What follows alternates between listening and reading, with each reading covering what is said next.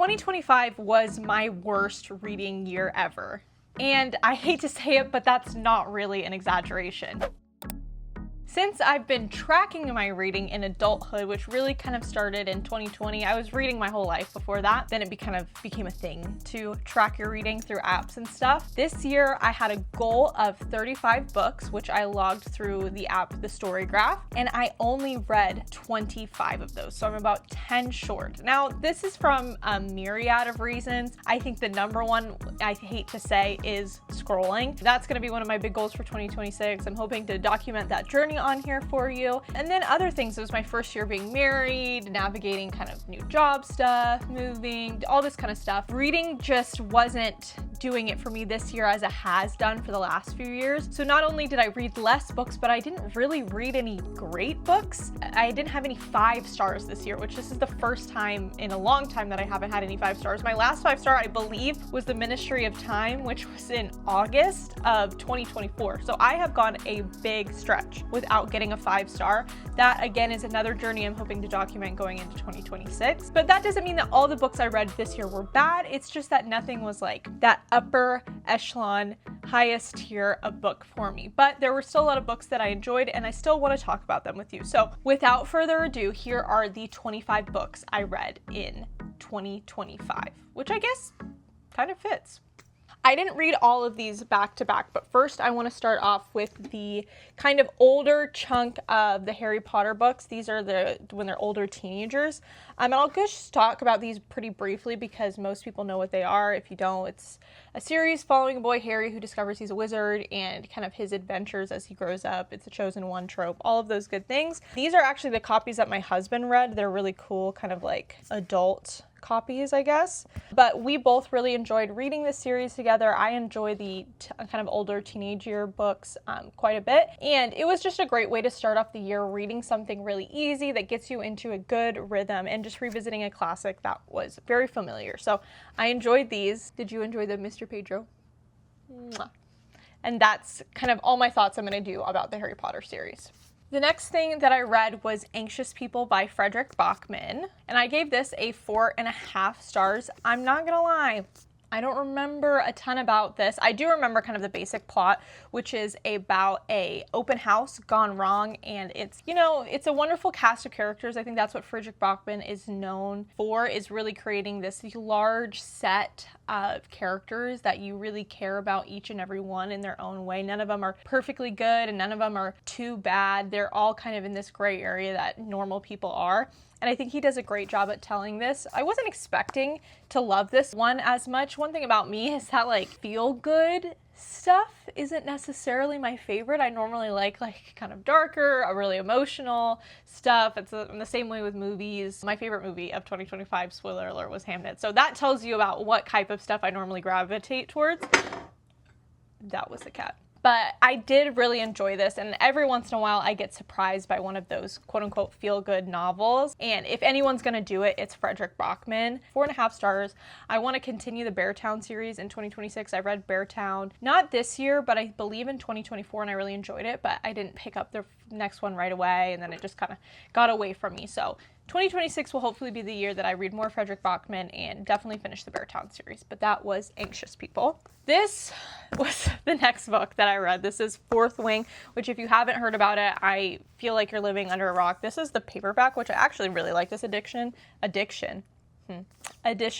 It's a lot bigger than a regular kind of US standard paperback, and it's got these dragons on here. And that is kind of the reason why I read it. I had given Fourth Wing a try when it kind of first had its popularity. I read it on my Kindle. I actually bought it, which I rarely do for Kindle books, and I read about half of it, and I wasn't super into it. I didn't dislike it, but I kind of just put it down because I just wasn't enjoying it a ton. And then the Fourth Wing, all the sequels started coming out, and it had the big resurgence, and everyone was talking about it again. And I saw this paperback, and I was honestly just really obsessed with the way that they did the sprayed edges with the dragons. I thought it was really fun that they didn't do they didn't fully spray the edge. They did the little dragons just by themselves. And just if you felt these, if you haven't, go into a store and pick up a Fourth Wing paperback because they are just really high quality and nice. And honestly, that's what lured me in. I really wanted to read it purely because how much I enjoyed the quality and feeling of this paperback. And I figured everyone's talking about it again, let me give it a new try. And I did. I rated this a 3.25.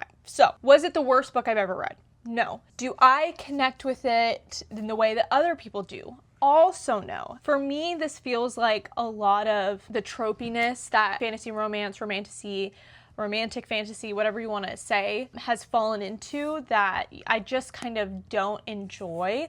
I think I like a more fantasy heavy, like in the fantasy romance balance, if you're looking at it 50-50, I want it to be like 70% fantasy and 30% romance and stuff, and this just leans more romance and the fantasy kind of goes to the wayside for me. Now for other people, they love it because of that. So that's what I thought about this. Again, 3.25, it isn't a bad rating. I didn't dislike this book. I just read it so that I could have this kind of as a trophy on my shelf. I can face it out like this and you can see all the cool dragons, and that's really all it's going to be for me. I don't plan on picking up the rest of the series, but if this is what you like, girl, go enjoy it, go read it. Next was another highly anticipated new release for me in 2025, which was Emily Henry's Great Big Beautiful Life. I love Emily Henry. I'm not a big romance reader. I kind of just read it every now and again as a palate cleanser type of thing, probably like 4 or 5 books a year. But I love Emily Henry, and I think she just transcends the genre in a way that I feel like even if you're not a romance person, if you're not a women's fiction person, like again, her stories can connect to you because they're just that good. And so I was really looking forward to this. I had high expectations. I feel like the plot was really interesting to me. It's about Alice and Hayden, and they're both writers competing for the opportunity to write a celebrity that has kind of disappeared to write their memoir. They're from like a big kind of Rockefeller type family, I believe. Yeah. And so you dig into a lot of the celebrity, her name's Margaret, I believe, her story. And while I knew that was going to be a part of it, I wasn't expecting, and I don't think a lot of people that were highly anticipating this book were expecting it to be as big of a part of as it is. I almost felt like for me, again, if you're talking about a 50-50 between fiction and romance, like we were talking about with fantasy romance, this was 70% fiction, 30% romance. And while that normally isn't necessarily something that bothers me, I think when I'm going to Emily Henry, like this is my one outlet for really good romance that I love. And so I was just kind of disappointed because I felt like she wanted to tell 2 stories, but she couldn't effectively combine them, at least in my opinion and for me. So I don't think this is a bad book. Again, I gave it a 3.75 stars, so it was still good. It still had some of the classic Emily Henry things that I like, but it just wasn't kind of what I had hoped for and what I believe Emily Henry is capable of. I think it would have been a better book had it either only been about Margaret and her story or only been about the romance. And I don't think it is like a bad sign for Emily Henry. I still think she's going to do great things. If anything, it made me more intrigued to see her write a full-length fiction novel that doesn't really kind of focus on romance, but I do hope that she continues down the romances as well because hers are just so good. So that is my thoughts on Great Big Beautiful Life. I also read this year from one of my other favorite authors, which is Olive E. Blake. I actually got to meet her. Unfortunately, I wasn't vlogging at the time, so I didn't, but it was for her Girl Dinner press tour. She was amazing. I got to ask her a question in the audience Q&A. I was the first one to raise my hand because no one was raising their hands, and she was absolutely lovely, and I found her so fascinating and so inspiring. But this year I read Masters of Death, which I hadn't really gravitated towards when I was looking at her backlist. My favorite book from her is Alone with You in the Ether, which is also one of my favorite books of all time. So that's a very singular work from her, I feel like. I feel like there's other stories maybe that are closer to it, like One for My Enemy maybe, and the type of writing and longing and all of that kind of stuff. But Masters of Death wasn't one that I was necessarily like dying to get to. I just kind of picked it up on a whim one day. I'm like, I kind of want to do Olive E. Blake's writing. I don't know which one I want to read. Let me just try Masters of Death because I got it as a gift, and I picked it up and I actually ended up really enjoying it. I do think that that is because I love Olive E. Blake's writing. She's very wordy, she's very lyrical, her sentences are all long and winding together, and that's the type of writing that I do really enjoy. Some people absolutely hate it, and I completely understand why, but it is what does it for me. Just like some of this other stuff doesn't do it for me, but it does it for you, this is what does it for me, and that is Olive E. Blake. So I gave this a 4-star. Again, it wasn't like my favorite book. It wasn't something that is necessarily groundbreaking for me, but it was a lot more enjoyable than I was expecting to be. It is about a struggling real estate agent, Viola, who's also a vampire, and then a medium named Fox Demora, and they end up working together to figure out this big mystery that's plaguing them and all the magical creatures in Chicago, and it has just kind of a wonderful ensemble cast of characters that come together to tell this story, and it was really funny. Again, one of those books that's kind of feel good that I normally don't like, but maybe this was the year of me enjoying feel good books. I don't know. I recommend it if you like it's not a quest book, but like kind of a questy, like you've got a group of people, found family, getting together to figure something out. This does a really good job of that, and I don't think it's spoken about enough. Again, it was a 4-star for me, so it's a book that I really enjoyed, but it's not like a favorite book. But I do think that this could be a lot of people's favorite book, or a way for them to revisit Olivia Blake and maybe enjoy something when they haven't enjoyed other stuff from her in the past. But again, I love her. I'm gonna sing her praises, and this was really, really good.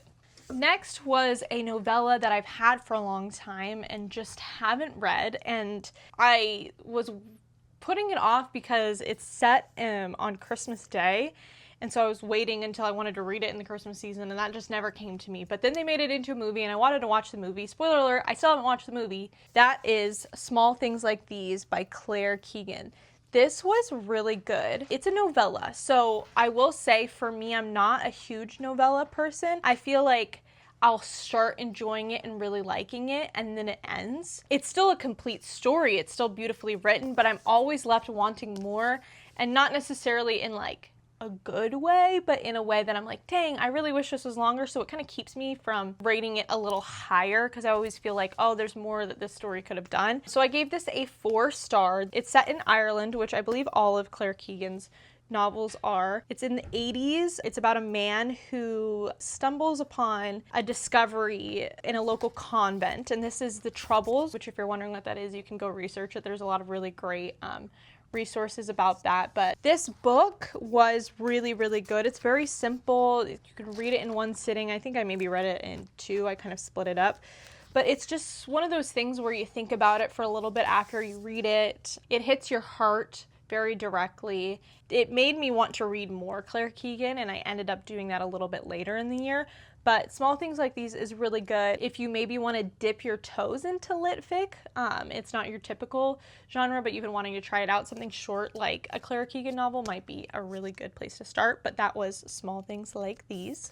Now, I didn't read these 2 books next to each other, but I do want to talk about them together since they are a part of a series, and that is the first 2 books in the first trilogy arc of Red Rising. Everyone was talking about them. I wanted to read them. I was just I think I had just seen one too many Instagram reels about it because I'm not on TikTok, and I was like, you know what, I'm finally going to read it, and then I sat down and read it, and I never stopped. My ratings for these are, I believe the first one I gave a 4.5, and then Golden Sun I gave a 4.25. But these are about Darrow, who is in the lowest class of a very hierarchical society. The lowest class kind of doesn't even know what's going on outside of their direct class around them. So it's about kind of his rise.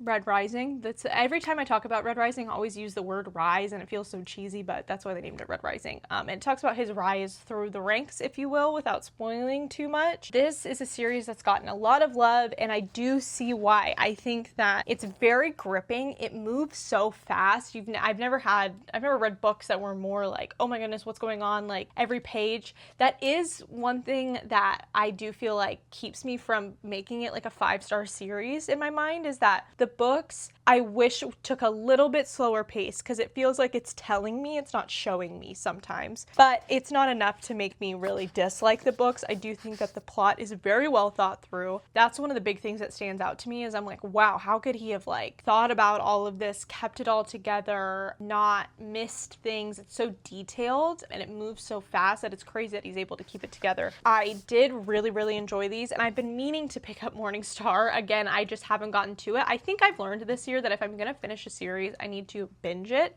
So I think that is what I'm gonna do with my series in 2026, is if I'm gonna read a book, I'm just gonna read all of them back to back to back. But that is Red Rising and Golden Sun. I do really recommend these. If you wanna try sci-fi dystopian for the first time, you've never tried it before, you're a big fantasy reader, I think this is the perfect series to start with. The next book that I read in 2025 was another new release, and that is The Conditions of Will by Jessa Hastings. I've read Magnolia Parks and Daisy Hates. I really enjoyed them. This keeps coming up in this video, that I never finish series. I start them, I get 2 or 3 books in, and then I never finish them. So I was excited about this, and then when I heard the reviews for this, people were going crazy for this book. I mean, absolutely loving it. I feel like every YouTuber that I watch gave this a 5-star. If you're not familiar, this is about a girl named Georgia who is a professional lie detector. So basically she's just really good at reading people's body language to like a level that is just like next level, like FBI type of, like the Criminal Minds people are gonna come recruit her. Her dad dies unexpectedly and she has to go back after living in London for several years to South Carolina, where her family is from. And, you know, as any family drama is, there's just getting everybody back together, just kind of creates some chaos. And her brother is struggling with addiction, and his sponsor comes to kind of the funeral and kind of getting the family getting together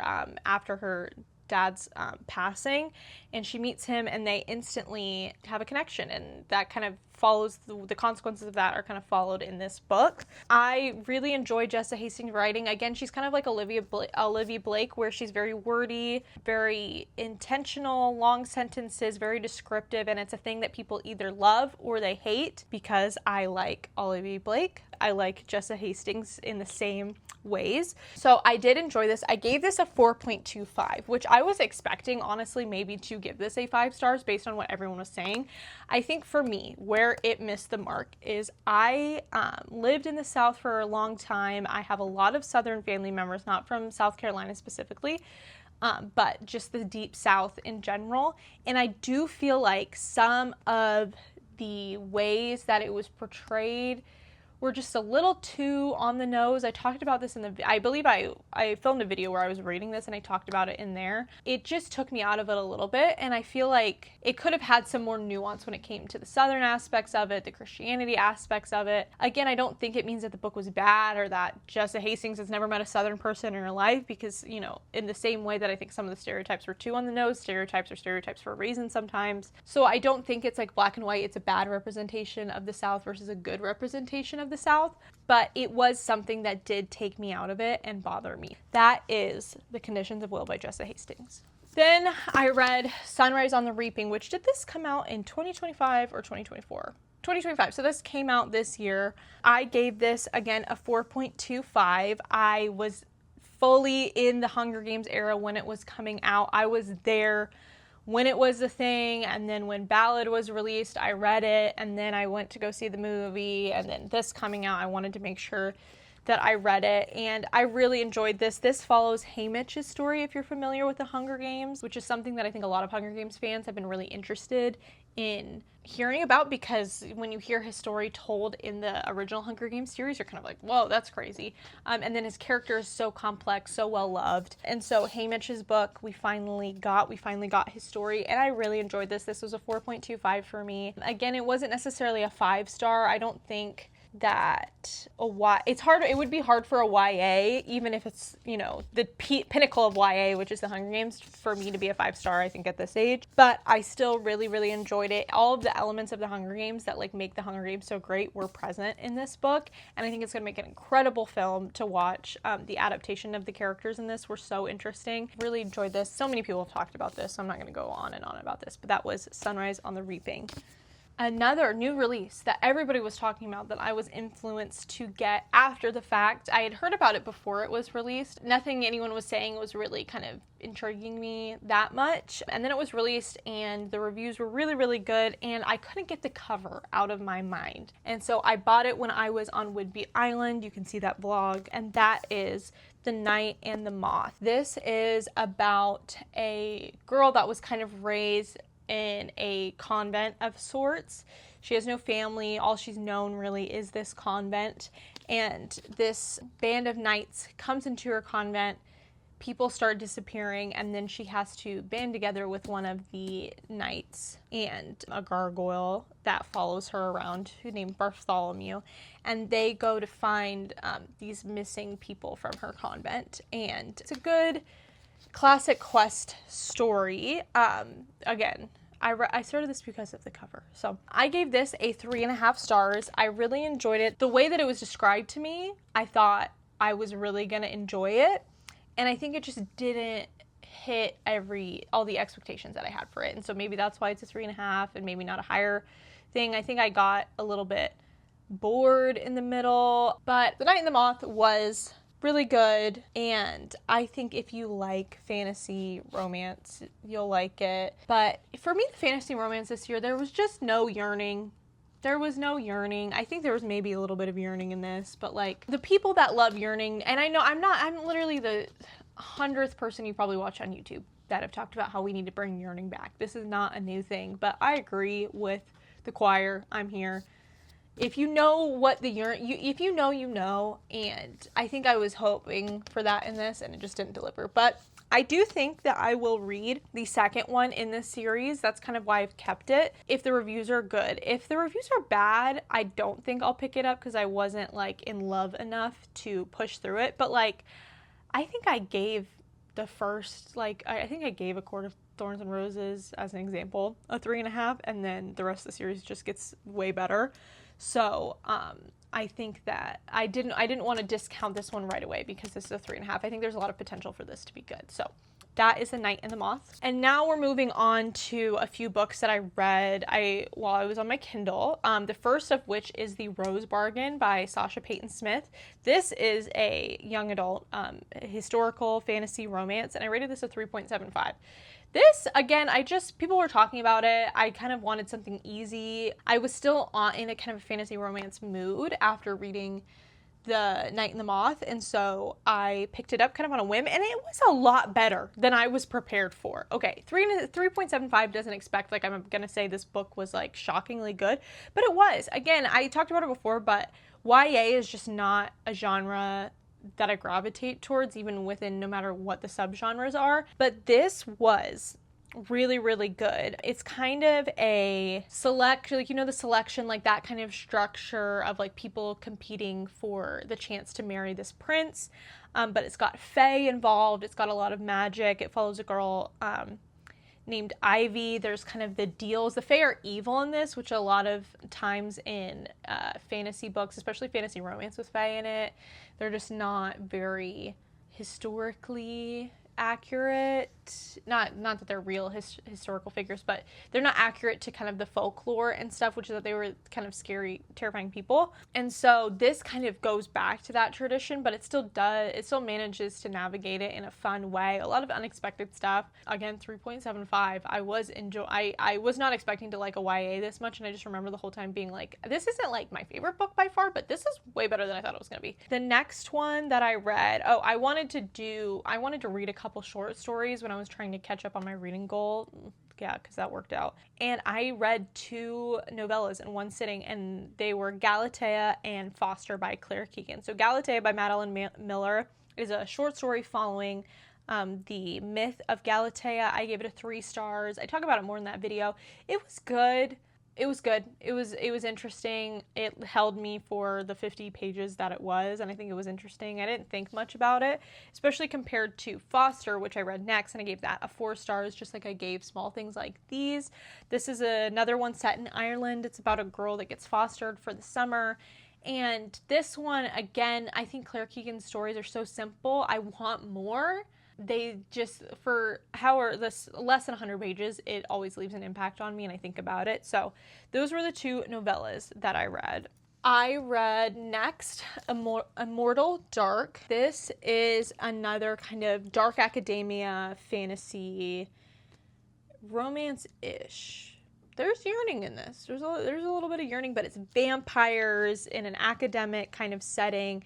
There's a woman who finds out or she was in an era, she was in part of this important family kind of in this university setting, and then her family took her out of it kind of for her safety, and then because of circumstances she gets thrown back into the world and she has to kind of earn her inheritance, and there's this vampire that is trying to foil her plans and stop her from claiming the inheritance, because this has a really interesting vampire human dynamic. Like, these certain families can, like, all the vampires can only feed from them, and so she's a part of one of these families. So the idea of vampire books always sound like, yes, I'm gonna get into this, I'm gonna love this is gonna be so good, and then I don't end up loving them as much as I think. They don't end up hitting as hard as I always think that you're going to. This was a 3.5 for me.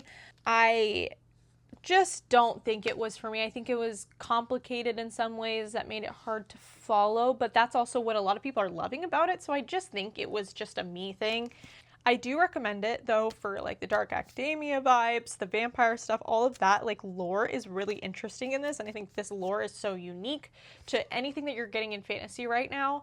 This is not, you know, relying on tropes. It's not trying to be like every other fantasy book that's out right now, and so I applaud it for that. If you're looking for something new, if you're just kind of sick and tired of fantasy romance and what it's been, or dark academia, try this out, Immortal Dark. And the sequel just got released, and I believe people are pretty happy with it. Then I read An Ember in the Ashes, which is a YA fantasy series, but I've heard that it, like, one of the things that I've heard it talk about is it doesn't read like YA, which I absolutely agree. I think it felt more serious and adult without it relying on having, like, adult themes. It's about a girl who is a slave and a boy who is a soldier. Her brother gets arrested, and she has to go be a spy in this kind of military training academy. It has some of those things that are kind of, like, tropey right now that people are saying they're kind of sick of, but this was written a little while ago. This is not anywhere near a new release. It actually just got new covers and stuff, so it definitely has been around for a while. I am going to be continuing the series. I have the next one ready to go.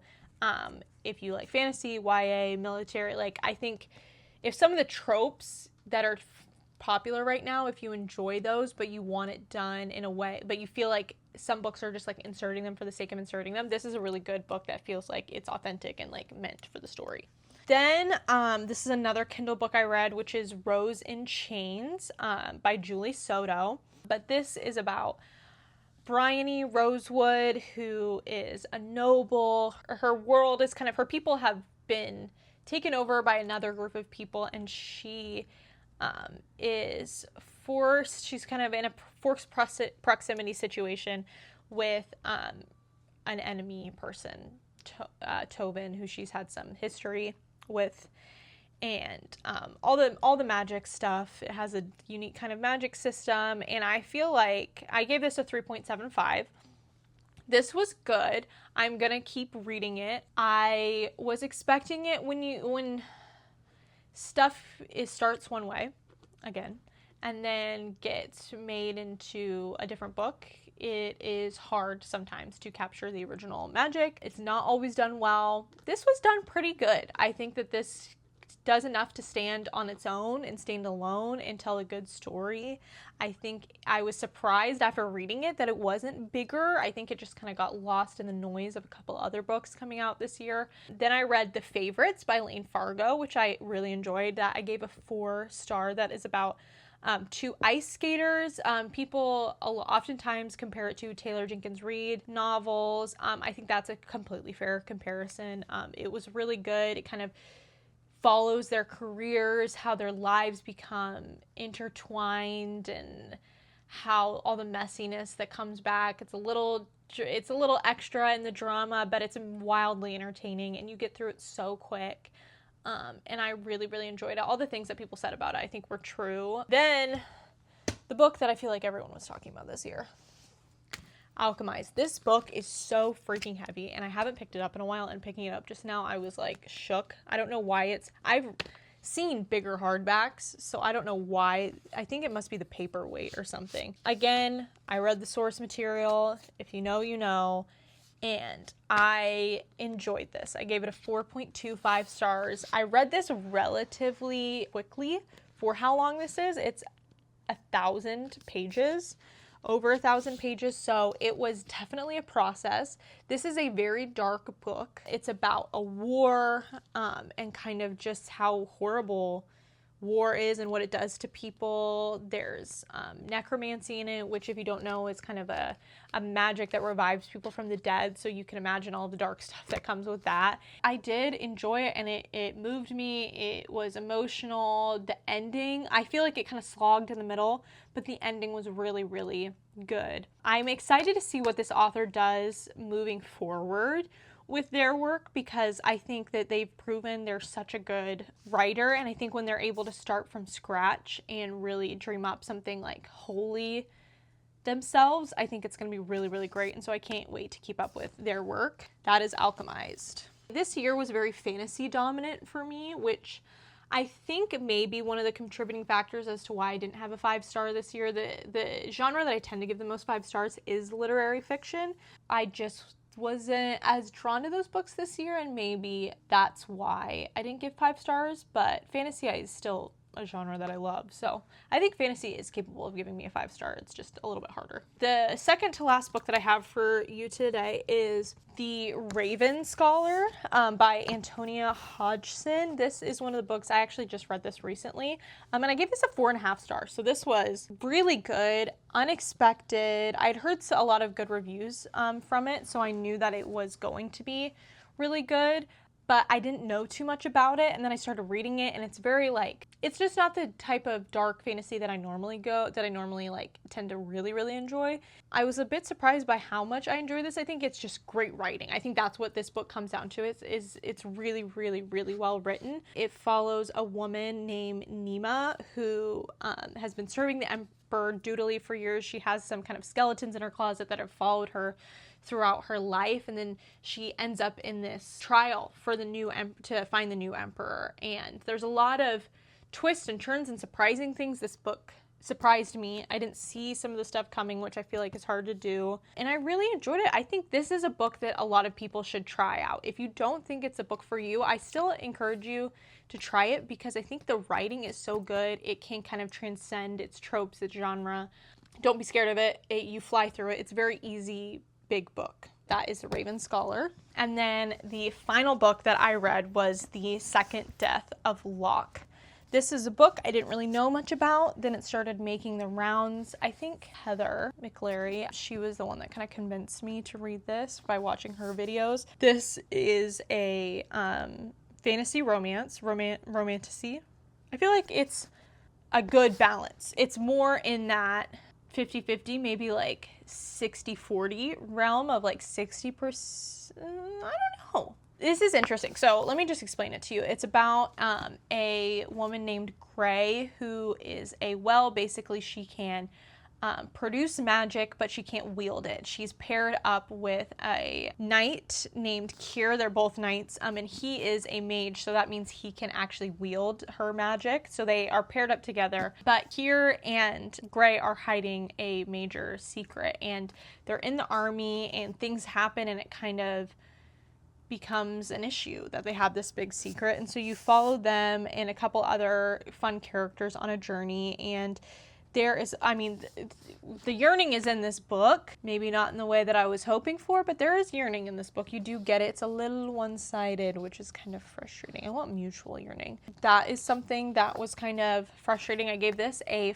4-star. Again, I really enjoyed it. I think the expectations that I had for it were just higher than it delivered on, but it's still really good. It's different for fantasy romance. It has good fantasy in it for a romance to see maybe more romance heavy, but it's really in the middle for me. So I enjoyed it. I do recommend it for fantasy romance readers. I think that a lot of people will really, really love this. It wasn't quite a love for me, but I did really enjoy this.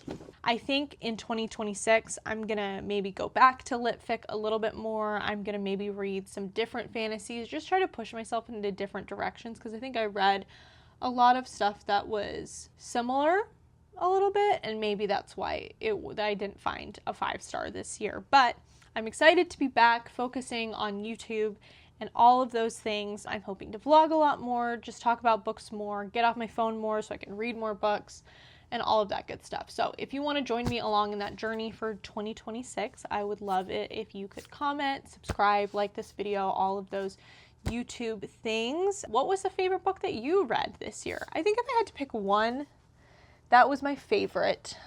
I don't know. That's the thing with this year. I think I've thought about Red Rising and Alchemized the most. The Raven's Caller I finished recently, so that one maybe might, if I give it more time to think about it, it might push to the top, but those are probably my favorites. So please let me know what your favorite book was this year. I'd love to hear it. Thank you so much for watching this video, and I will hopefully be back with another one soon.